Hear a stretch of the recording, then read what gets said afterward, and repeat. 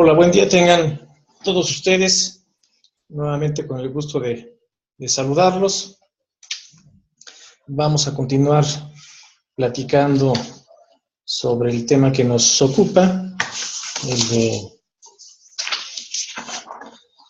desarrollo de equipos de alto rendimiento y por lo tanto, pues el tema fundamental para ello que estamos abordando, que es la parte de las emociones. Entonces, vamos a tener otra charla, otra plática que va relacionada a detectar la importancia que se tiene en relación a las emociones en el desempeño de las personas en cualquier ámbito. El que nos ocupa, por supuesto, es el analizar en el ámbito laboral, pero comentábamos que también es importante el poderla hacer presente en el ámbito de cualquier situación y relación social que tenga la persona. Hablemos de la familia, hablemos de los amigos, hablemos en la calle, hablemos en cualquier situación que se presente la persona en la cual tenga que relacionarse con una o más personas. Entonces, si bien el tema va enfocado a la parte laboral, por supuesto, se puede ir complementando y hacer énfasis en que eso también puede dañar en un momento dado a la familia y puede dañar la relación con las demás personas del individuo. Entonces, el autor de este libro que les comento, Inteligencia Emocional, hace reflexiones importantes en lo bueno que sería el que en la parte formativa, a lo largo de los años de un individuo, pudiera prevenirse esas situaciones que más adelante pudieran causarle daño a la persona, pudiera causarle daño a quienes rodean, tanto en el ámbito familiar, de amigos o laboral, estableciendo estrategias, en la educación básica para ayudar desde niños a identificar sus emociones, el de analizarlas, a lo mejor no tan agravadas en una edad infantil, pero que sí pudieran tomarlas en cuenta de que en un momento dado les pudiera suceder más adelante, y entonces el que estén prevenidos para no llegar a ese grado en el cual, no todos por supuesto, pero sí una gran mayoría, pudiera afectar en sus actitudes las emociones que presenten en un momento dado. Entonces él dice, aparte de la formación académica, aparte de la formación de valores, que son elementos muy importantes, aparte del desarrollo de actitudes, de destrezas, habilidades, de competencias, habría que enfocar una parte fundamental en la formación integral del niño en relación a las emociones, de tal manera que tenga herramientas sociales y emocionales que le permitan en un momento dado afrontar los desafíos de la vida cotidiana, ¿no? Por eso les decía, ahorita tratamos el aspecto fundamental de la parte laboral,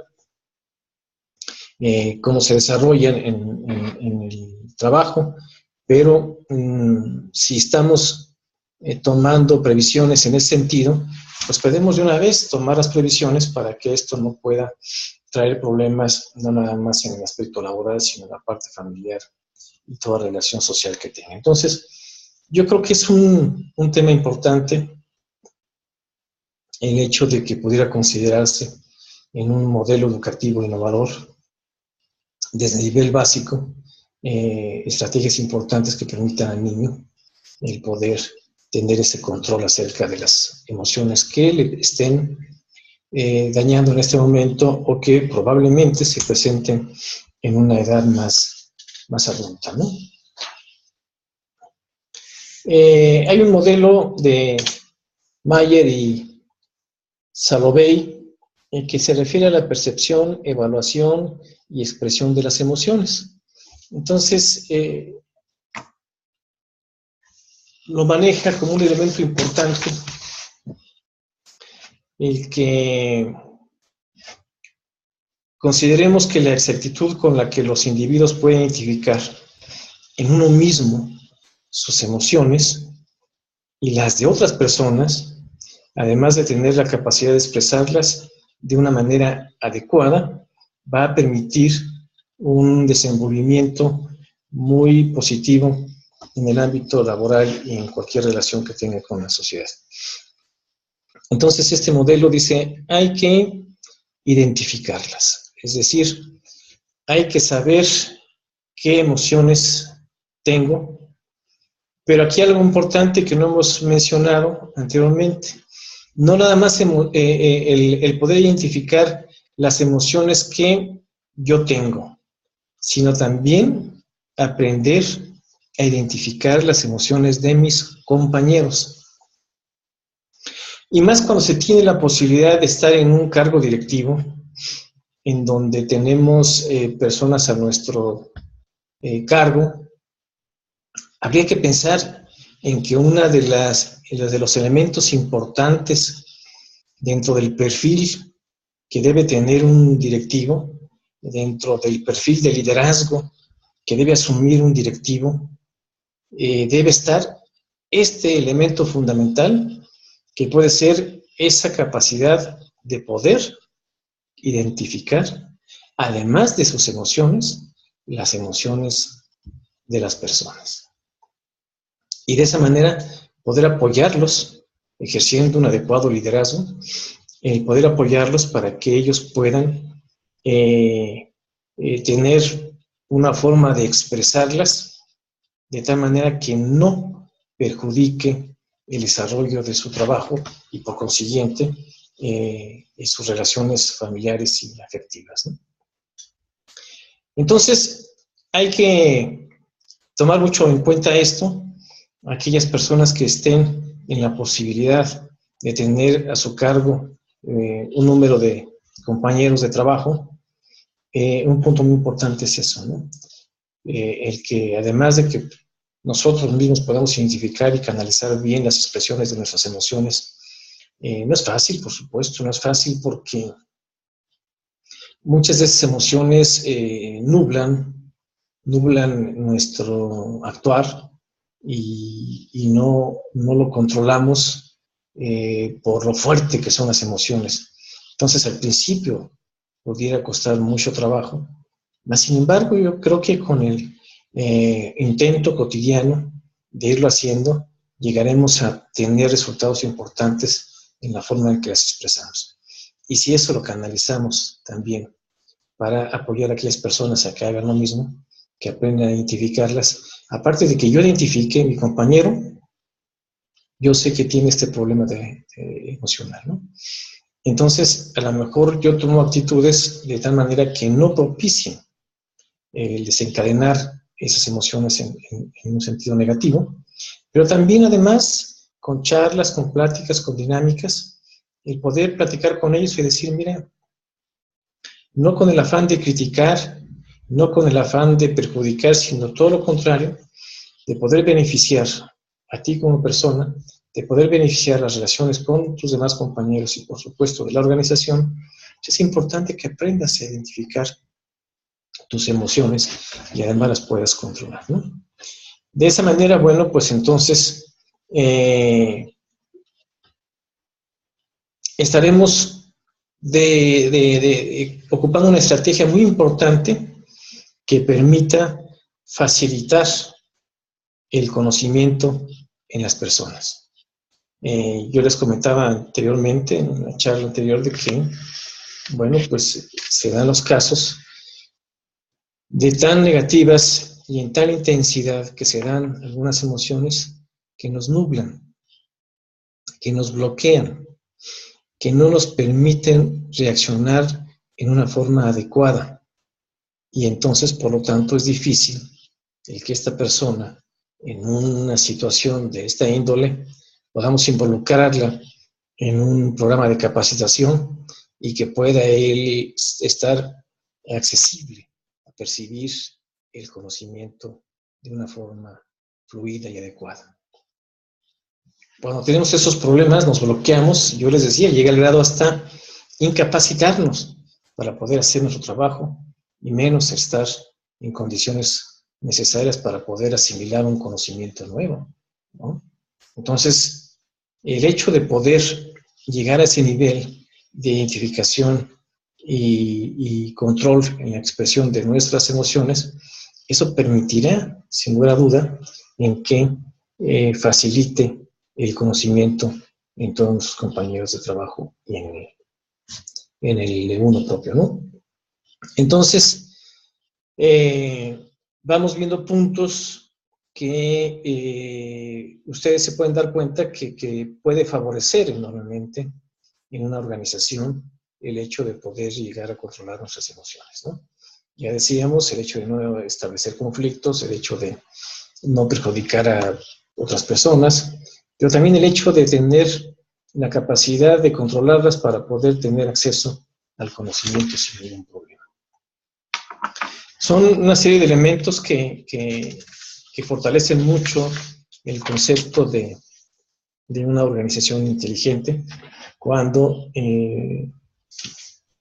la mayoría o la totalidad de sus trabajadores llegan a tener ese control, ¿no? Entonces, este modelo que les comentaba también establece la parte del conocimiento, ¿no? O sea, el que podamos ir desarrollando en nosotros y en nuestros compañeros esa capacidad para comprender nuestras emociones y entonces tendremos un conocimiento que lo podremos utilizar en forma adecuada para controlarlas, ¿no? Yo les decía en la charla anterior, no es cosa fácil, porque se refiere a una autocrítica que a veces no somos tan benévolos con nosotros mismos, o más bien somos muy benévolos con nosotros mismos, y nos cuesta trabajo reconocer que nos enfadamos, nos cuesta trabajo conocer que chocamos con las personas en relación a nuestras emociones. Entonces, el desarrollo del conocimiento emocional nos permite llegar a ese grado, ¿no? A ese grado de comprensión y análisis, o análisis y comprensión de nuestra persona en relación a las emociones. No se trata de quitar las emociones. Por naturaleza el ser humano las va a seguir viviendo, las va a seguir manifestando, por supuesto. Lo que se trata es de identificarlas y regularlas. Es decir, no podemos eliminarlas porque vamos a sentir todavía esta serie de emociones, pero sí intentar regularlas de tal manera que no perjudiquen, que no dañen, que no entorpezcan, que no incapaciten a la persona que las está manifestando, para que entonces pueda tener un mejor desarrollo en su trabajo. Entonces, estamos hablando ya de lleno de lo que se refiere a la inteligencia emocional, y entonces podemos recapitular que para irnos considerando como una organización en la cual sus trabajadores tienen una inteligencia emocional, es en el momento en que ellos perciben, identifican adecuadamente sus emociones, en donde el directivo, aparte de identificar las suyas, es capaz de identificar las emociones de sus compañeros. Y entonces regula las propias y sus actitudes hacia sus compañeros en relación al conocimiento de sus emociones. Entonces se va a adaptar a no entorpecer o a lo mejor incrementar esas emociones que sus compañeros están externando, ¿no? Entonces eso nos lleva a realmente una comprensión de las emociones, tanto de nosotros como de las personas que nos rodean, y entonces propiciar su regulación. Nosotros, y además propiciar que las demás personas también regulen sus emociones, ¿no?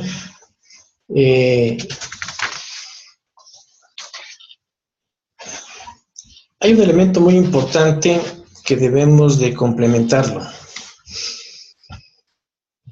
Si hablamos del ámbito educativo, se ve más fortalecido esta situación, que es a la que me refiero, y es la interacción familiar y el desarrollo emocional, ¿no? Si no es en el ámbito educativo, esto es, si no es en la relación que tenemos con los alumnos, y sobre todo en el nivel básico, pero sí podemos hacer y propiciar que dentro de nuestra organización la interacción familiar se desarrolle de una forma adecuada. Esto es, como empresa, como institución educativa, es importante establecer estrategias en las cuales se involucre la familia. ¿Por qué? Porque expertos en la materia establecen que el entorno familiar es en donde en primera instancia se establecen prácticas educativas, con el ejemplo del padre, el ejemplo de la madre, se van induciendo en los hijos, y entonces se convierte en un punto de referencia de ellos para permitir unos estilos adecuados de sociabilización, ¿no?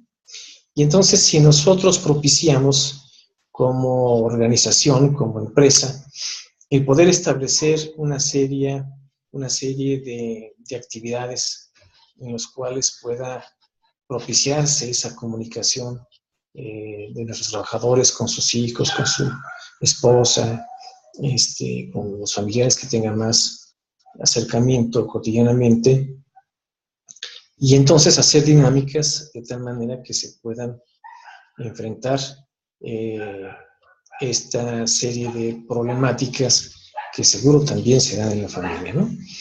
Y entonces tenemos empresas que toman mucho en cuenta la actividad de su trabajador en la familia y hacen propicio que en fechas como el 10 de mayo, que en fechas como en Navidad se pueda realizar una posada, y entonces se involucran a los hijos, se involucran a la esposa, se involucran a los padres, en fechas como el Día del Niño, en fechas como el Día del Padre, en fin, esa serie de fechas. Y si no existiera una fecha, se pueden desarrollar actividades culturales, se pueden desarrollar actividades deportivas en donde puedan sociabilizar de una forma adecuada.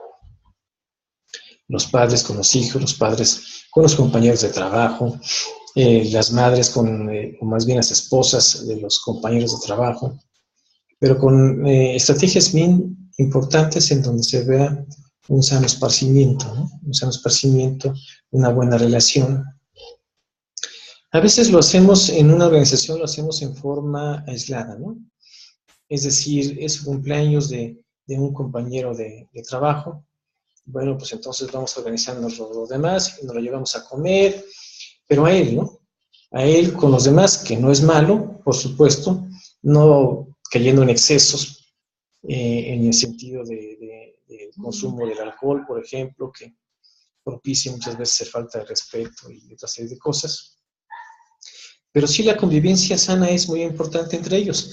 Pero sería mucho mejor si, además de esa convivencia entre compañeros de trabajo, pudiéramos incrementar la convivencia involucrando a familias, ¿no?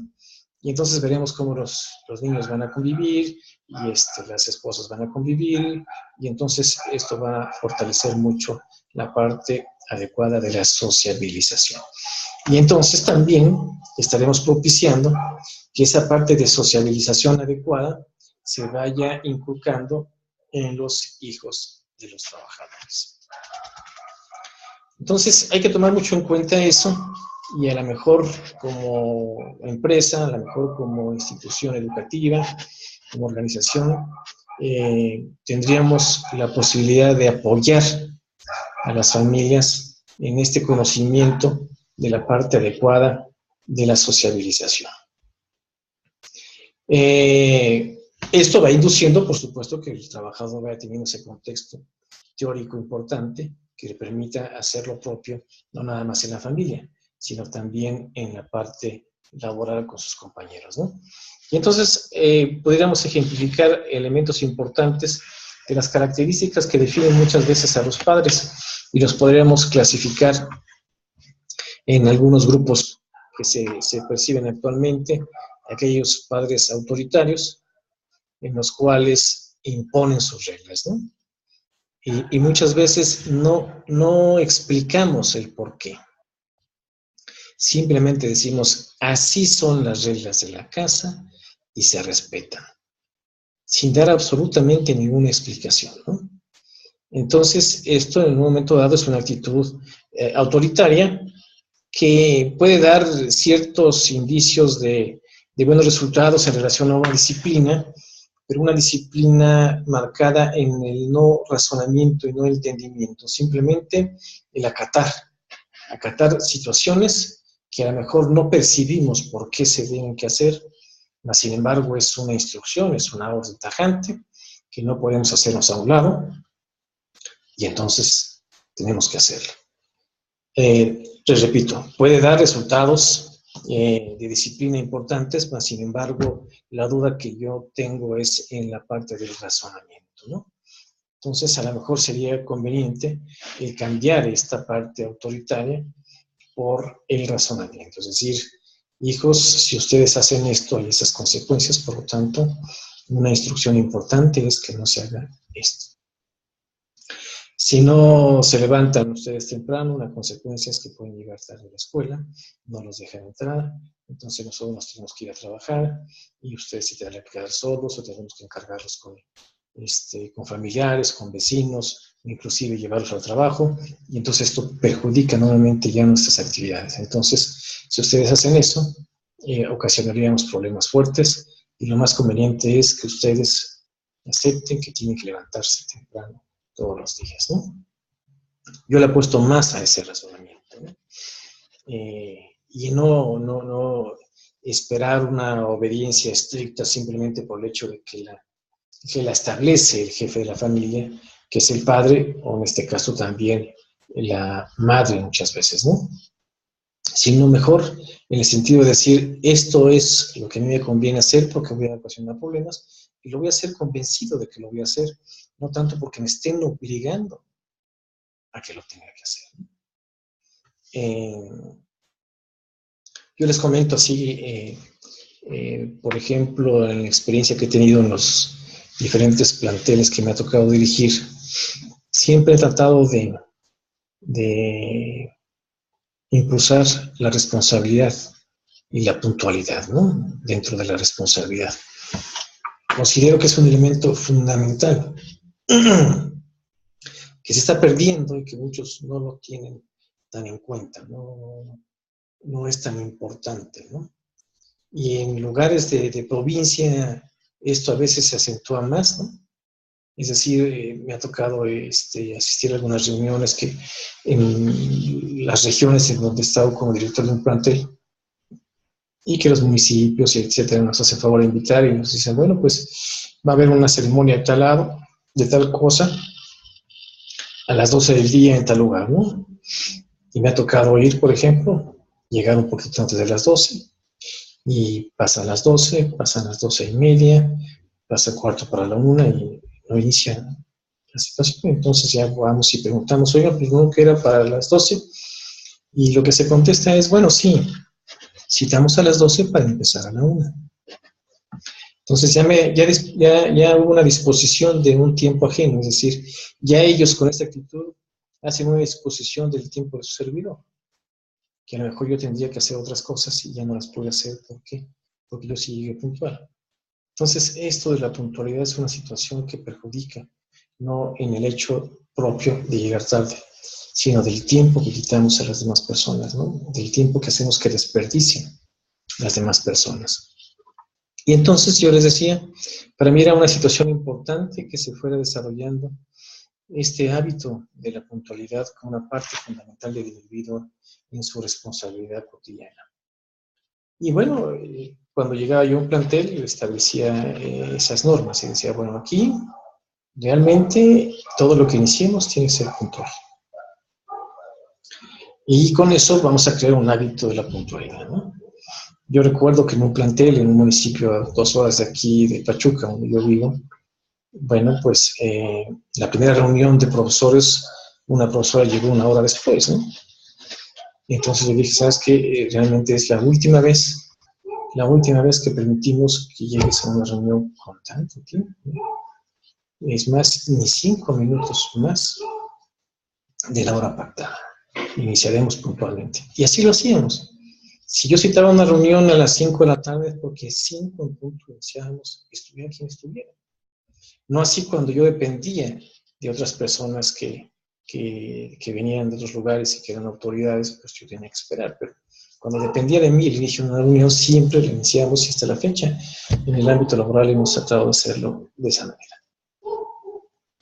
Entonces, va pasando el tiempo y a muchos profesores les cuesta trabajo llegar puntualmente a su clase, es decir, si tiene clase a las 8 de la mañana, el estar a las 8 de la mañana en el aula, iniciando clase. Les costaba trabajo y entonces era una insistencia y registrar faltas y registrar descuentos y demás hasta que se vaya asimilando, ¿no? Entonces llega el fin de un semestre, 2 semestres y ya, sin necesidad de presionar, sin necesidad de nada, ya el profesor llegaba puntualmente.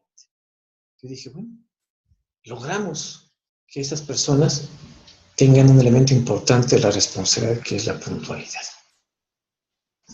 Me sentí satisfecho. Entonces, yo me ocupaba de decir que había que ser puntual y no me ocupaba tanto por la explicación que ahora les digo, el hecho de hacer perder tiempo y muchas cosas más que podemos hablar extensamente acerca de la puntualidad, ¿no? Bueno, se lleva un año de actividades y bueno, llega el fin de año y como cualquier organización, cualquier empresa, los maestros se empiezan a organizar y oigan, pues vamos a hacer el convivio de fin de año, ¿qué les parece? Ideas, etcétera. Y les digo, sí, adelante, por supuesto que sí. Vamos a hacerlo. Ustedes díganme dónde, que conocen el lugar, dónde lo podemos hacer. Ustedes dicen si es cena, si es desayuno, si es comida, nos ponemos de acuerdo y lo hacemos. Bueno, organizamos una comida. Ellos establecieron el lugar, el menú, todo lo demás que tiene que ver con una fiesta, ¿no? Y entonces digo, bueno, perfecto, ¿a qué horas es propicio para que podamos estar? ¿A qué hora es propicio para que estuviéramos ahí? Vamos a las 3 de la tarde. Perfecto, a las 3 de la tarde es la comida. Y bueno, yo llego al lugar un poquito antes de las 3 y por supuesto que no había absolutamente nadie. Entonces pregunto a los dueños, oiga, ¿sí se apartó este lugar para una comida? Ah, sí, sí está apartado, no hay problema, aquí está el lugar, ya están las mesas, etcétera. Ah, bueno, pues entonces me paso y espero, ¿no? Pues ya como a las 3:30 empezó a llegar el primero, otros cuarto para las 4. Bueno, un profesor que llegó después de las 6 de la tarde. ¿Qué descubrí? Que realmente no había logrado que el personal que trabajaba en esa escuela fuera puntual. Lo único que había hecho era obligarlos a que fueran puntuales, pero no había logrado que por sí mismos, que por voluntad propia, pensaran que la puntualidad es el elemento importante. Entonces, esta situación de imponer cosas no tiene los mejores resultados, ¿no? A lo mejor a corto plazo sí, o sea, lo hacen por obligación, pero no en la conciencia de que esto es un beneficio hacerlo. Entonces, a veces este tipo de padres autoritarios que también pueden ser, podemos hacer la analogía de directivos autoritarios en una organización, en una institución, en esa serie de actitudes, pues traerían alguna serie de problemas, ¿no? Entonces, otra característica es que rara vez o nunca explican por qué es necesario obedecer todas esas regulaciones. Simplemente es una orden y se tiene que acatar. Es una orden del padre a los hijos o es una orden del directivo a los subordinados, por lo tanto tenemos que acatarlo. Y ya les puse mi experiencia en ese sentido, de que a veces es más conveniente convencerlos, ¿no? El que realmente estén convencidos por toda la serie de problemas que se pueden originar, ¿no? No sé si han oído las conferencias que da este señor Carlos Kazuga Osaka, que es el gerente general de Yakult en México, y que habla mucho acerca de la puntualidad, ¿no? Y entonces llega a un recinto, llega a un auditorio, y si ese auditorio está repleto, porque realmente tiene un poder de convocatoria importante el señor con sus conferencias, y entonces él dice, la ocasión que lo vi fue en un auditorio de 800,000 personas, y entonces decía, me citaron a dar una conferencia a las 12 del día, y me es grato comentarles que estamos iniciando a las 12 en punto.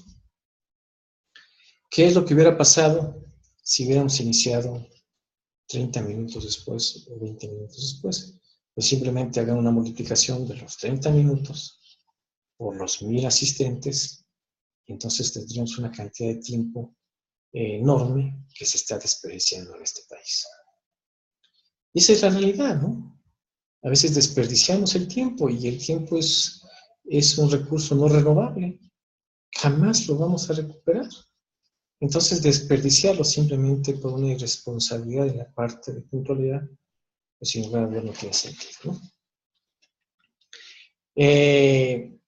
En este tipo de padres o de directivos o de personal autoritario, pues a menudo se basan en tácticas enérgicas, ¿no? Es decir, aquí se cumple, y si no se cumple hay una sanción, ¿no? Entonces esta sanción puede ser una amonestación, puede ser un castigo de días, puede ser a los niños una nalgadita, puede ser el que no tenga derecho a algo que les gusta. En fin, hay tácticas enérgicas en relación para poder lograr que se acate una disposición, ¿no? Y entonces el que la dicta espera que el que la recibe la acepte como una ley, ¿no? Y entonces estamos buscando que el padre se le respete su autoridad, y estamos buscando que el directivo se le respete su autoridad, no tanto el que pueda convencer que eso es lo más adecuado, ¿no? Bueno, tenemos también padres y madres equilibrados, o también tenemos directivos equilibrados, ¿no? En esto sí existe un estilo controlador, pero este es un estilo flexible, no es tan drástico. Se realizan, pues, una serie de demandas razonables, no exageradas, tanto de los padres como a los hijos, como del directivo al empleado. Se proporcionan fundamentos, entonces ya va un poquito más al razonamiento, esto es importante, ¿sí? Esto se tiene que acatar por esto y esto y esto y esto y esto. Si no se acata de esta manera, trae consecuencias de este tipo, de este tipo, de este tipo. Entonces estamos apostando ya un poquito más a convencer de que las personas, que los niños, puedan identificar que esto puede ocasionar un problema, ¿no? Se busca que los lineamientos se cumplan, tanto del directivo con los trabajadores como de los padres con los hijos. Esto es, tienes que hacer esto y esto y esto, y yo te vigilo que tú lo vayas haciendo. El directivo, tienes que hacer esto y esto al trabajador, y también voy dándole un seguimiento para que esos lineamientos se vayan cumpliendo, ¿no?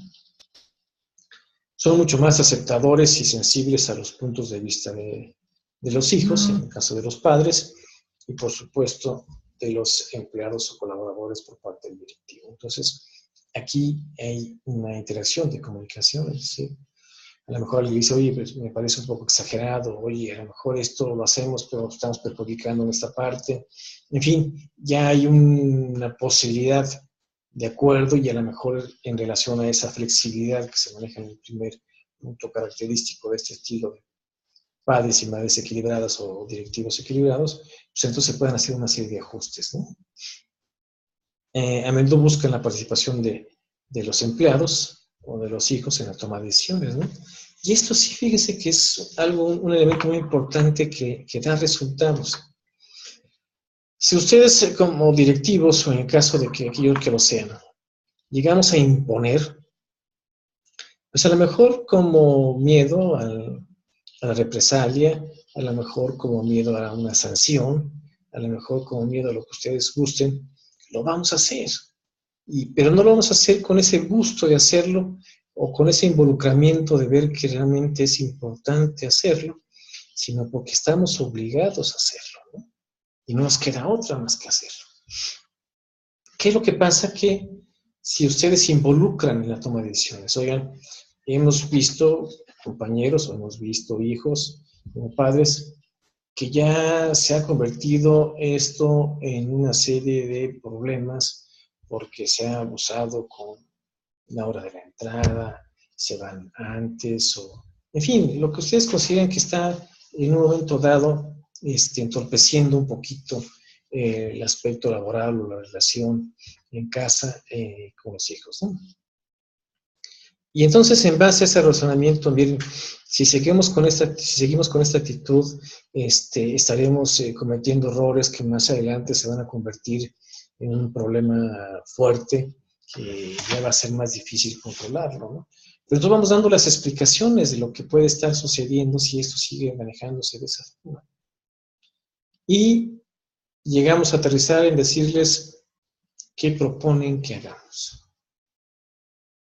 Ya no imponemos, sino damos la apertura a que digan, ustedes díganme qué proponen que hagamos para resolver esto. Entonces, si tenemos esa capacidad de despertar conciencia en nuestros compañeros, si tenemos esa capacidad de despertar conciencia en nuestros hijos y decirles, miren, esto está ocasionando un problema, no los estoy regañando, en el caso de los padres al hijo, no les estoy llamando la atención en el caso de los directivos al personal, pero ustedes den cuenta que esto está originando problemas, ¿no? Y que entonces en la empresa, si originamos problemas en la empresa tendrá problemas. Si la empresa no anda bien, entonces estaremos en riesgo de que la empresa continúe, estaremos en riesgo de que la empresa tenga las utilidades necesarias para poder pagar los sueldos, estaremos en riesgo en todas las situaciones que esto pueden originar. Y que no nada más perjudican a los dueños y que perjudican a los directivos. En el caso de la familia también, hacer énfasis en estas situaciones. Miren, si seguimos con esas actitudes dentro de casa, pues esto va a originar una serie de problemas, ¿no? Y no nada más perjudican a nosotros como padres, sino a ustedes como los hijos en su parte formativa, que al rato van a ser unos profesionistas con estos vicios, etcétera, etcétera, etcétera. Damos toda una serie de situaciones que se pueden presentar en relación a lo que se está manejando, y entonces, ¿qué proponen hacer? Cuando de ellos salen propuestas, es un elemento importante porque si ellos están proponiendo algo que es factible y nosotros apoyamos esas propuestas, entonces ellos serán los primeros comprometidos en acatarlas. ¿Por qué? Porque de ellos salieron. No fue imposición, sino que ellos propusieron las soluciones. Y entonces se sienten comprometidos a aplicarlas. Yo recuerdo también una anécdota que tuve en relación a también estar como directivo en un plantel. Bueno, pues un par de alumnos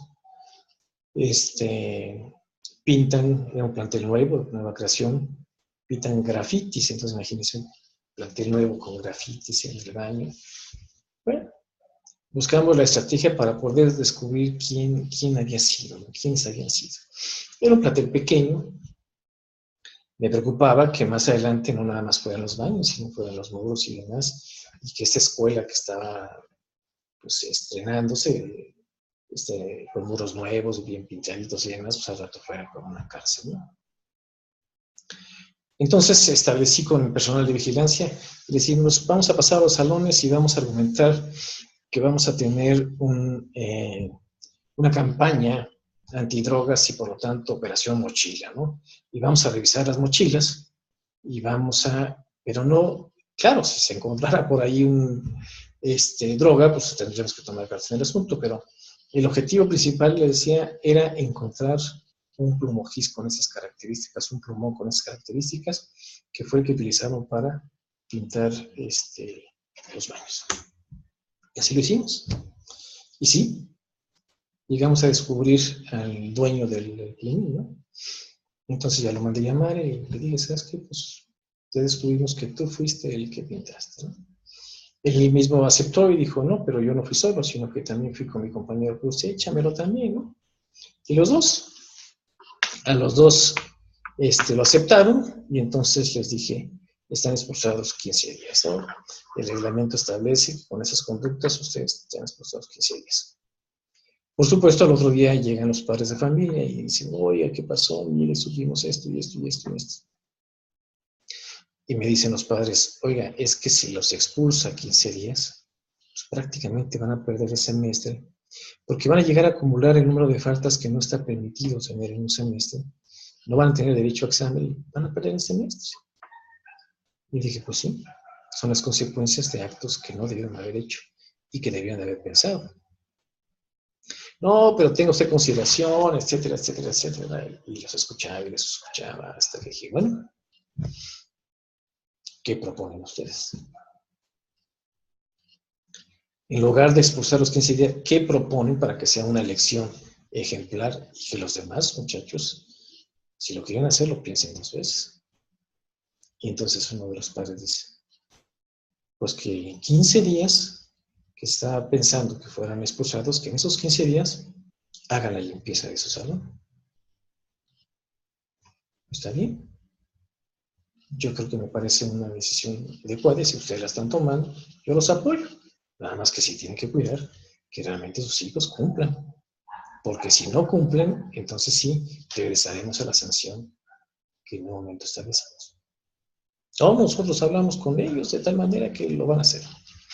A veces nos denigra el hecho de decir es que vamos a hacer la limpieza, pero no tiene por qué denigrarse. Es una actividad que permite que el salón esté en óptimas condiciones. Que lo hace un intendente, sí.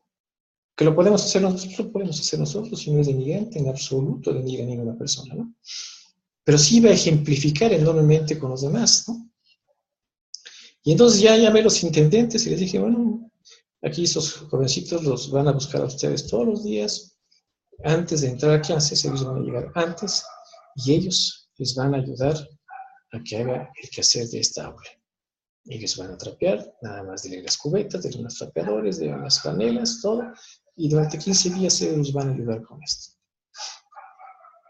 Y sí, fíjense, resultó. Y resultó porque los padres se involucraron, porque ellos propusieron esa solución, que era una solución realmente adecuada y ejemplificada, para que se dieran cuenta de que no nada más era ensuciar, ¿no? Sino que lo que ellos hacían costaba trabajo a otras personas al momento de estar limpiando, ¿no? Que no era justo, por supuesto. Entonces, en base a esto, ellos, los padres se comprometieron y estaban al pendiente de sus hijos, y los chicos llegaron diario durante 15 días, agarraban la cubeta, agarraban el trapeador, hacían la limpieza. Por supuesto, los demás compañeros llegaban y me preguntaban, oye, ¿por qué lo estás haciendo? ¿Qué pasó? Y ellos mismos platicaban, no, pues ¿qué creen? Pues es que lo que hicimos fue esto y esto y esto, y entonces el castigo fue esto, ¿no? Santo remedio. El tiempo que yo estuve ahí en ese plantel, jamás se pintó un grafitis nuevamente, ¿no? Entonces, esta parte de participación tanto de las personas que tienen la posibilidad de estar directivos como de las personas que tienen el gran privilegio de ser padres y educar a sus hijos, la gran responsabilidad de hacerlo, esta parte es fundamental en la formación de los hijos, ¿no? Tenemos otro extremo, que son los padres permisivos, ¿no? Donde los padres exigen relativamente poco. O sea, nos vamos a otro extremo, ¿no? Aquellos que exigían demasiado y ahora estos que realmente exigen muy poco. Permiten que sus hijos expresen con libertad sus sentimientos e impulsos. Esto a veces funciona y también hay que ver de acuerdo a las características. En el estilo de liderazgo hablaríamos del liderazgo democrático, que acabamos de ver cuando se permite la participación y la opinión. El autocrático, el que impone y no da ninguna explicación. Y el que estamos hablando, pues hablaremos del estilo de liderazgo liberal, ¿no?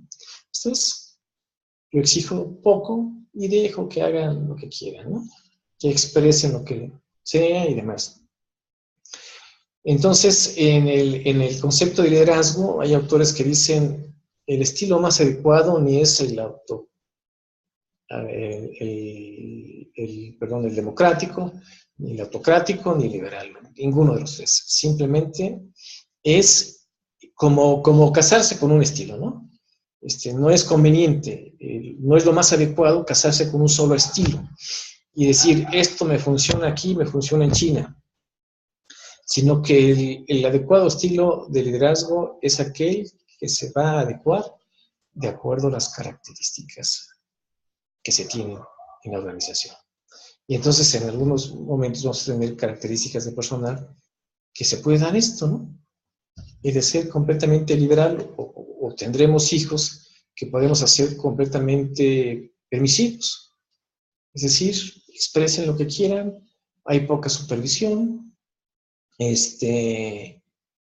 hagan lo que ustedes consideren que es lo más conveniente, ¿no?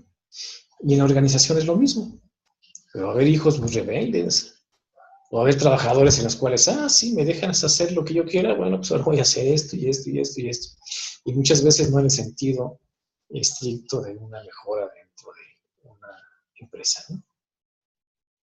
Entonces, habría que ajustar a veces esta parte y entonces propiciar en algunos casos la parte permisiva, en algunos la parte democrática, pero también en algunos casos desafortunadamente hay que ser upfront,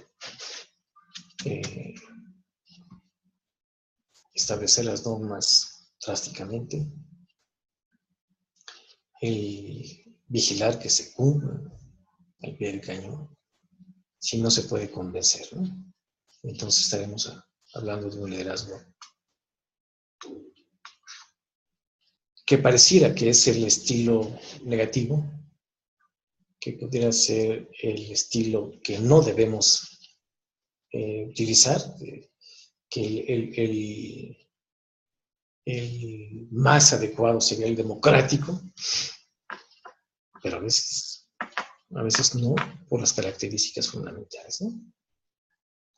¿Qué fenómenos se van dando en ese sentido? Pues cuando tenemos vicios en el personal de hace muchos años, en los cuales ya es difícil de convencer, ¿no? Es decir, miren, entiendan que pues esto no es lo más adecuado, ¿no? No permitan que establecemos un estilo autocrático, ¿no? De liderazgo. Pero pues tiene que poner de su parte. Hay situaciones ya con tantos vicios que van a decir, me digas lo que me digas, yo aquí hago esto y no me importa. Entonces no podemos ser ni liberales ni democráticos, hay que ser autocráticos. Y entonces ahí establecer normas y hacer que se respeten, ¿no? Si no logramos el convencimiento. Y tendremos también hijos tan rebeldes que por más que le digamos, oye, mira, es que esto te conviene, etcétera, etcétera, etcétera. Ya agotamos esta instancia, bueno, sabes que si te convencí, qué bueno, ¿eh? Y si no, se van a hacer esas cosas. Entonces tenemos que adaptarnos muchas veces, ¿no? Y hay unos intermedios, ¿no? Moldear un poquito de con y hacerlo. Pero eso va a depender mucho de la intuición que tengamos como directivos, de la intuición que tengamos como padres, de lo que percibimos en nuestros hijos, de lo que percibimos en nuestros compañeros trabajadores, ¿no?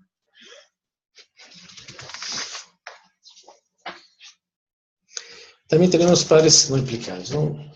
Ahí sí completamente no hay exigencia, completamente.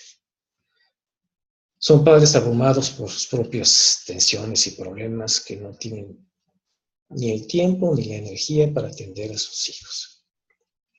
Y también a veces tenemos directivos con esas características, ¿no? Aquel directivo que está viajando seguido, que está en reuniones no con sus colaboradores, sino en otros niveles, etc. Y entonces, pues deja que los compañeros hagan lo que quieran. Esto, sin lugar a dudas, tiene tiene consecuencias, en muchos de los casos, consecuencias graves, fuertes en la familia, no se diga. El no tener la presencia del padre y en tiempo, y además en poco tiempo, pues no se desgasta en pelear, o aquellos padres que desafortunadamente tuvieron que separarse, divorciarse, y entonces cada vez que lo ven con los hijos, pues quieren ganarse el afecto de los hijos, más allá del afecto del padre o de la madre, porque están en una situación de conflicto. Entre los padres, en lugar de educar, son permisibles, esto es, permiten todo. Quedo bien con ellos, es lo que quieren hacer, se los permito, quedo bien con ellos, ¿no? En fin, esos son más estilos que manejan en relación a las actitudes de los padres que de los que realmente se catalogan como estilos de liderazgo en una empresa de los directivos, ¿no? Aquí es uno más, pero al fin y al cabo, en el caso de los padres y también en el caso de los directivos o los que ejercen cierto liderazgo en la organización o en la empresa, pues no es establecer estilos puros completamente, ¿no? Completamente autocrático, completamente previsible, no va por ahí. Y les vuelvo a repetir, lo que tenemos que hacer es, si bien marcar sobre alguna tendencia, hacer una combinación de ellos en relación a las características de los hijos y en características de los compañeros de trabajo. Otro tema importante que se maneja, bueno, pues ahora, así como en un tiempo se ha manejado que aquel que no sepa utilizar un equipo de cómputo es considerado como un analfabeta, también existe ahora el concepto de analfabeta emocional, ¿no? Y entonces esto trae consecuencias muy fuertes. Yo les decía, las emociones las debemos identificar. No todas las podemos autorresolver o autocontrolar. Hay emociones muy fuertes en las cuales sí requiere el identificarlas, tanto autoidentificarlas y decir, no, esto ya sale de mi control. Esto no lo puedo controlar yo. Entonces tengo que buscar al especialista que me ayude a controlarlo. Y no cerrarnos, por supuesto, ¿eh? No cerrarnos en decir, no, yo no puedo ver a un psiquiatra porque no estoy loco, no, si no estás loco, ¿no? Se trata de que tienes un problema muy fuerte en el cual no lo puedes tú regular y controlar. Esto es, no puedes regular estas emociones que estás enfrentando. Y entonces hablamos de situaciones tan fuertes como es la depresión, una enfermedad muy fuerte, una enfermedad que incapacita, una enfermedad que es difícil regular, que sale de las posibilidades de uno como ser humano.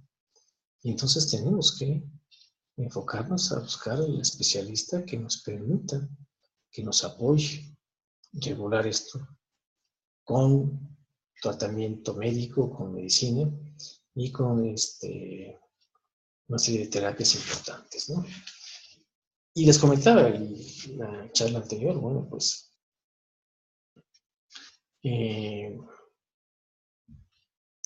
se manejan cifras de alrededor de 450 millones de personas en el mundo que son aquejadas por trastornos mentales, ¿no? Alrededor de 1 millón de personas cada año se suicidan. Se suicidan por problemas emocionales. De cada 100 personas en el mundo, 20 de ellas padecen depresión. Entonces, si bien son catalogadas como parte de las emociones, hay que entender que estas emociones no es posible que el individuo propio o que un compañero de trabajo, sin la parte del conocimiento real de lo que sucede, pueda apoyar a una persona. Es decir, aquí sí no basta el que llegue la persona y que esté deprimida y que le digan, pues échale ganas, hay que salir adelante, échale ganas. Ese es el término que se utiliza frecuentemente cuando vemos una persona con depresión. Y es un término que realmente no funciona en absoluto, ¿no? Porque la persona va a decir, caray, pues, realmente por ganas no paramos, o sea, sí le estoy echando ganas. Yo no quiero estar en esta situación, yo quiero salir de esta situación, pero no se trata de simplemente una voluntad propia de decir, mentalmente me preparo, desaparezco todo esto que me está afectando y lo resuelvo. No es posible. Esto es, si hay situaciones en las cuales conocemos como debilidad, en el sentido de que nos enfurecemos fácilmente por alguna situación, entonces esto lo podemos regular. Lo conozco y entonces lo voy a regular. Identifico que esto me origina problemas, entonces lo voy a regular.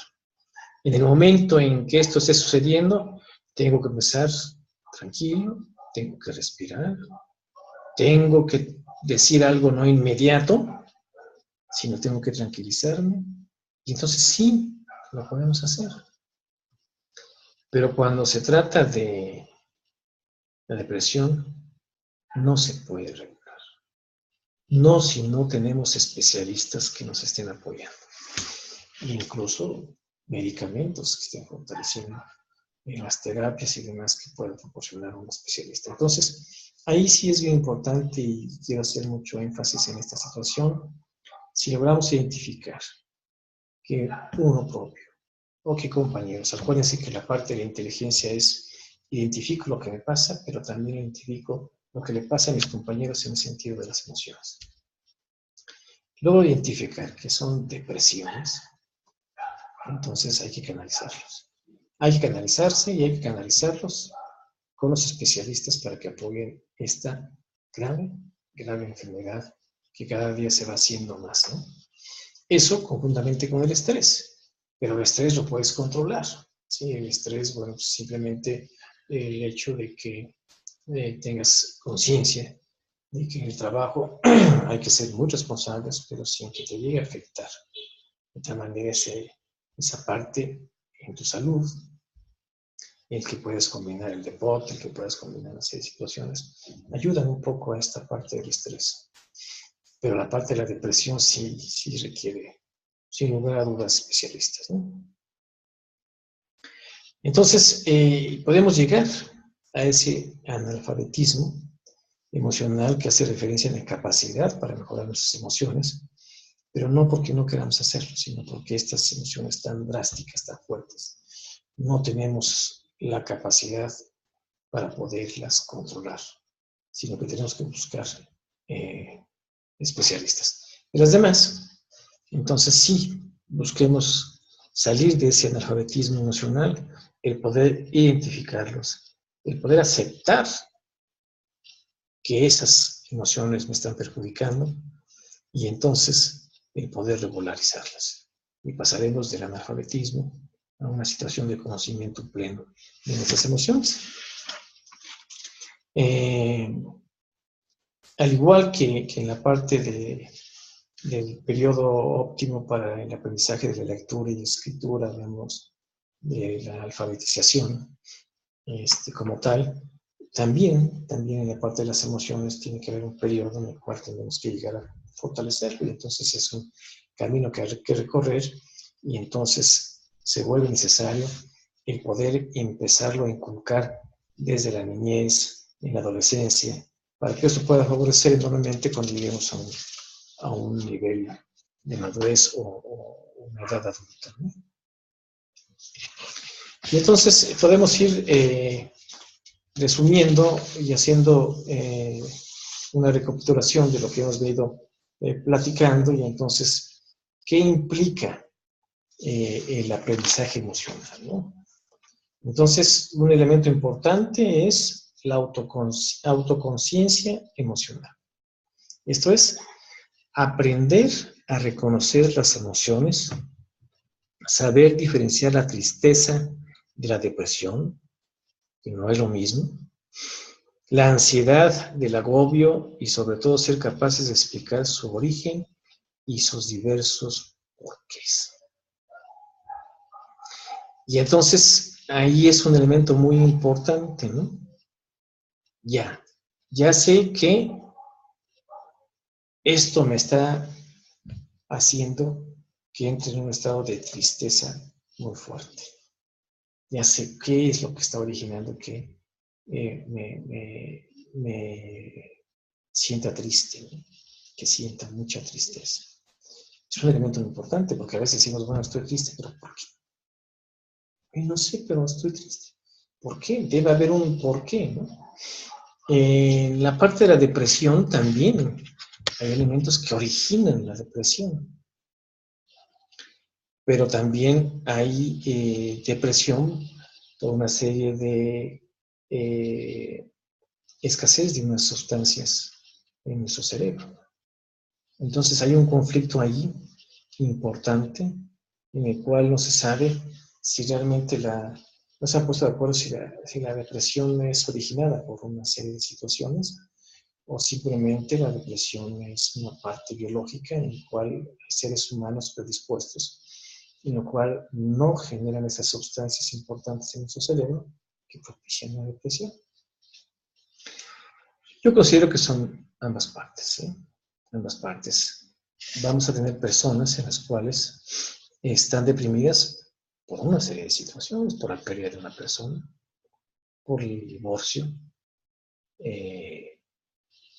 por la separación, por la pérdida de un trabajo.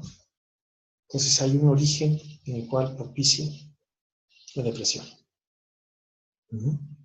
Y esto puede ser pasajero, es decir, perdió ser querido, va a haber un tiempo en el cual va a sufrir esta depresión, pero la va a ir resolviendo conforme esta pérdida le va minorando esa emoción. Puede tener una depresión por la pérdida de un trabajo, la cual se resuelve en el momento en que es contratado por otro trabajo o recontratado por el mismo, ¿no? Se va a resolver. Hay que tratarlo en ese tiempo, hay que ayudarlo en ese tiempo para que cuando pase ese tiempo ya se pueda incorporar a la vida sin ningún problema. Ya no le afecte porque no es reciente. Pero en el caso de aquellos que no generan esas sustancias importantes en el cerebro, entonces es muy difícil el poder lograr que esas sustancias por medio de medicamentos se estén generando. Es complicado. Entonces hay que establecer mecanismos en los cuales por medio de medicamentos se quite esa parte que afecta al cerebro, no genera esas sustancias. Entonces, a veces son tratamientos de por vida, ¿no? Tratamientos de por vida, no así cuando algo está originando la depresión y esto se resuelve, sobre todo con el tiempo. Entonces, hablamos de esa autoconciencia emocional, es decir, identifica bien que tu tristeza no sea una depresión, y que las demás situaciones emocionales que te perjudican, pues ya las estás identificando, ya las tienes plenamente identificadas. La siguiente sería autocontrol emocional, es aprende a manejar tus emociones. Es la posibilidad de controlar la ira, la posibilidad de controlar la parte de irritabilidad, ¿no? Es decir, bueno, no tengo por qué enojarme, está bien. Si estamos en una reunión de trabajo y alguien me está diciendo que no está de acuerdo con lo que yo estoy comentando, pues está en su derecho, en todo el derecho de poder decir que no me parece lo que yo digo y no me tengo que molestar. Simplemente convénceme de que esto es mejor a lo que yo propongo, establecemos una relación de discusión sana y no perjudica absolutamente nada, ¿no?